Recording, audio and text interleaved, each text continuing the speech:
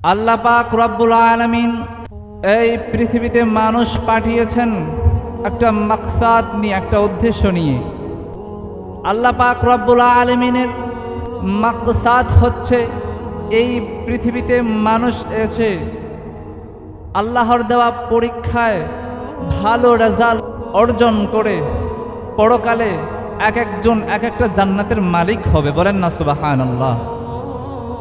কিন্তু দুনিয়ার মানুষের মাকসাদ হচ্ছে এই দুনিয়াতে কে কার চেয়ে বড়লোক হতে পারে, কে কার থেকে ধনী হতে পারে, কে কার থেকে বেশি অর্থ সম্পদের মালিক হতে পারে।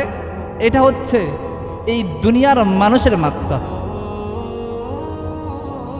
যিনি সৃষ্টি করেছেন এই পৃথিবীকে, যিনি সৃষ্টি করেছেন এই পৃথিবীর গোটা মানুষকে, তিনার মাকসাদ বান্দা দুনিয়াতে এসে আমার দেওয়া পরীক্ষায় ভালো রেজাল্ট অর্জন করে আমার দেওয়া জান্নাত সে কামাই করবে, জান্নাতের মালিক হবে।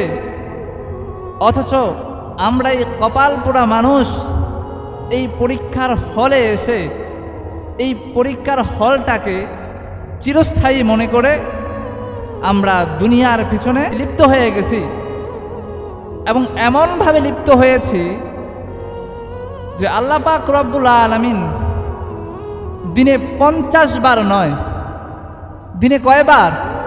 5 বার। দিনে কয়বার? অথচ আমরা এমনও মানুষ আছে যে 5 ওয়াক্ত নামাজের 1 ওয়াক্ত নামাজ আদায় করে না। নাউজুবিল্লাহ।